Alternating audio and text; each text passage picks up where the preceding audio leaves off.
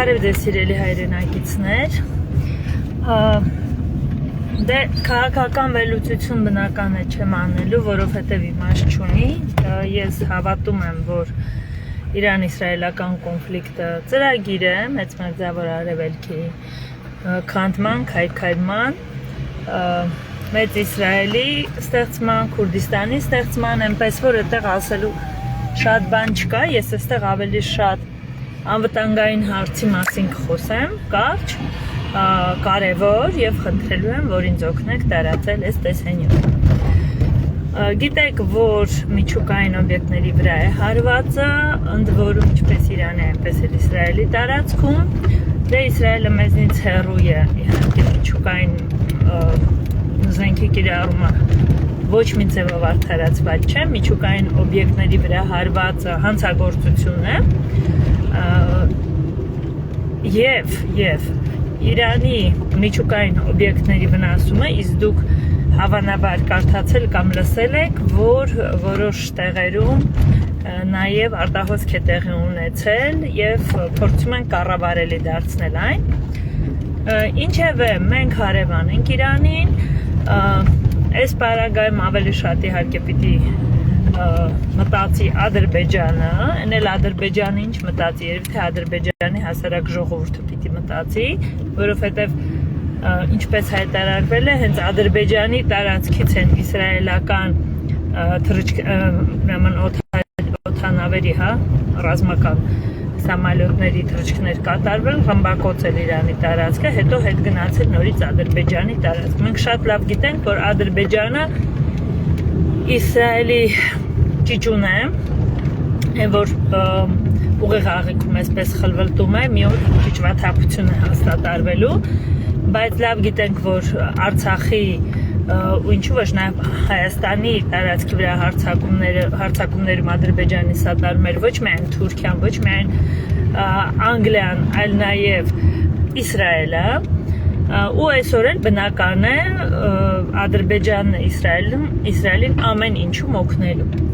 Այնպես որ միջուկային, ուրեմն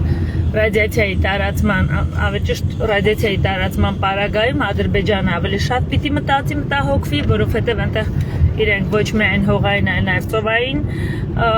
սահման ունեն ու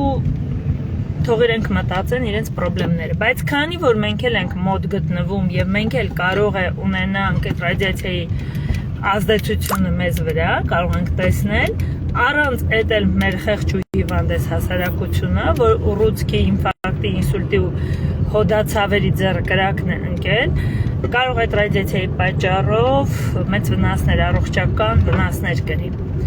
Դե իհարկե վտանգավոր է, որ սնունդը կարող է ախտահարվել, հողը կարող է ախտահարվել, բայց ամենահեշտը իհարկե օդն է ախտահարվում։ Մենք դեռևս ես, իմ գործընկերը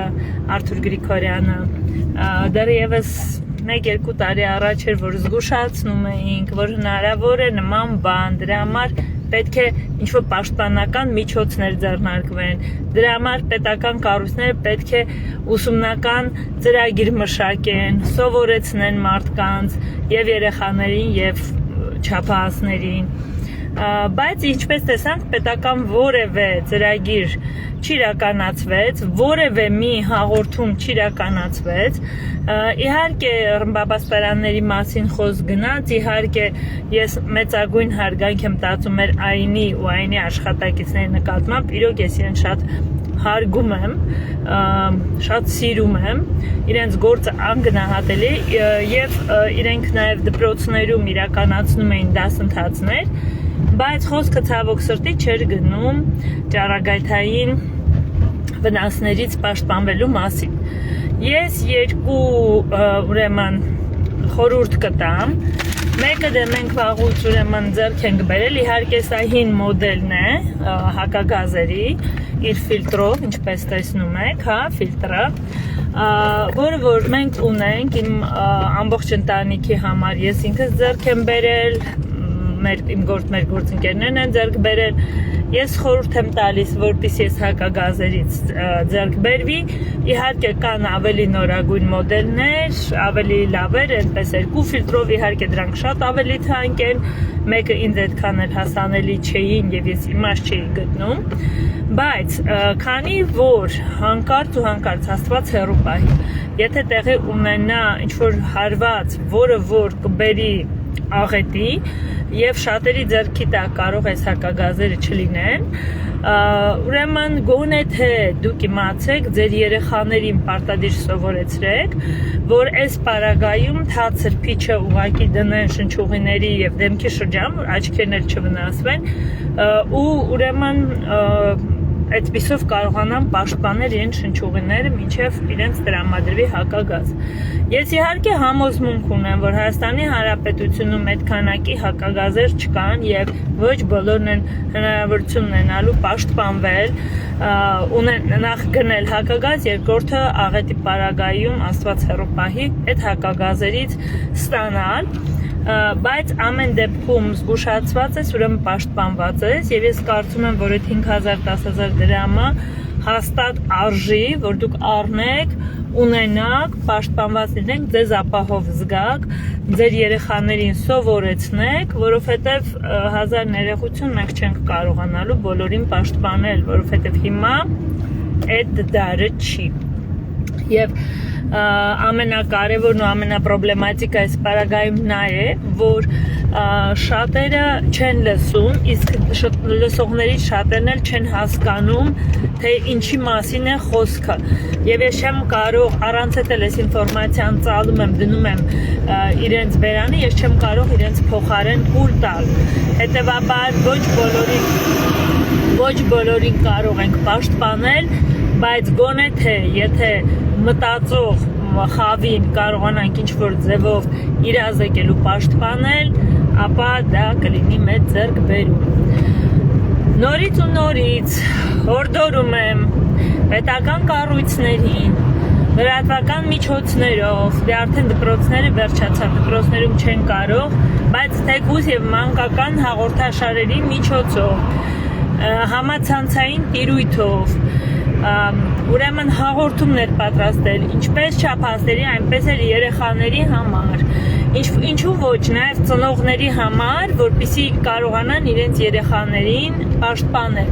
Ես ընդամենը 2 եղանակ ներկայացրեցի, ընդ որում դրանք բավական, օրինակ ես հակագազ կրել ես իմ երկար մազերի պարագայում, ինձ համար դա շատ պրոբլեմ է, բայց ես այլ տարբերակ եթե չունենամ, իհարկե պիտի հարմարվեմ, ուրեմն կան բազմաթիվ նաև այլ միջոցներ, որոնց մասին ես վստահաբար տեղյակ չեմ եւ ես ինքս շատ մեծ ցանկություն ունեմ սովորելու իրազեկվելու, հետեւաբար պետական կառույցները պարտավոր են, ես այո խնդրում եմ, որպեսզի հաղորդումներ պատրաստեն եւ մեզ բոլորիս իրազեկեն, թե ինչ է պետք անել նման պարագայում եւ այս գիտեք ոնց ծառերը իրենք ռադիացիայից պաշտպանում են ու աղետալին այս ծառահատումներն են, այլ ոչ թե այն, որ Հայաստանը պիտի պարզապես լիներ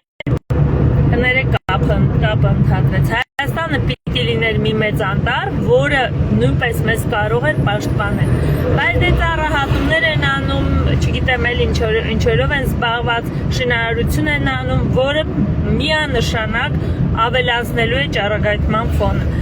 Առանց այդ էլ ռադիացիայի մակարդակը մեր մայրաքաղաքում շատ բարձր է։ Հələ մի հատ էլ այդպիսի մի հատ խնդիր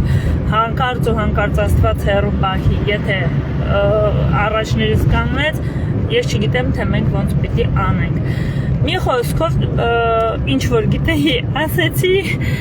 ես հույս ունեմ, որ սա պանիկա չի առաջացնի, որովհետև պանիկայի կարիք չկա, որովհետև ինչքան էլ պանիկայի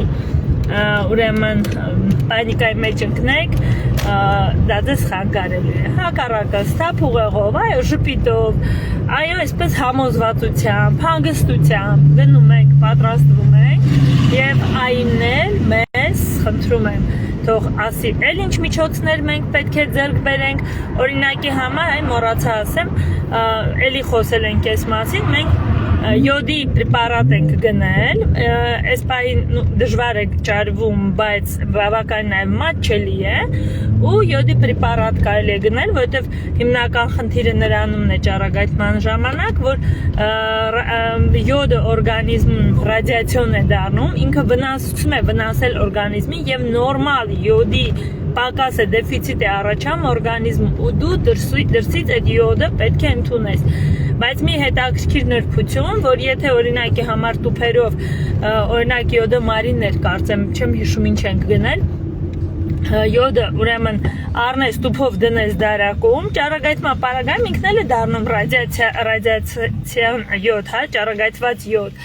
ու այս դեպքում ստացվում է անիմաստ, հա, դու իրեն այլևս չես կարող օգտագործել քեզ պաշտպանելու համար, դրա համար խորհուրդ է տրվում, որ ալյումինի, այսինքն ֆոլգայի մեջ փաթաթվի, որպեսզի պաշտպանվի այդ յոդը եւ մնա մաքուր յոդ։ Իհարկե, էլ ավելի մեթոդներ կլինեն, էլ ավելի հետաքրքիր տարբերակներ կլինեն, ինչի մասին ես նորից ու նորից խնդրում եմ, որ մասնագետները խոսեն, խոստանում ինքս կտարածեմ, ես այդ գիտելիքի կարիքը ունեմ եւ խնդրում եմ, որ դա արվի աղետից առաջ, այլ ոչ թե աղետից հետո։ Բոլորիս լավ հանգստյան օր, ես էլ գնամ հերթապահության։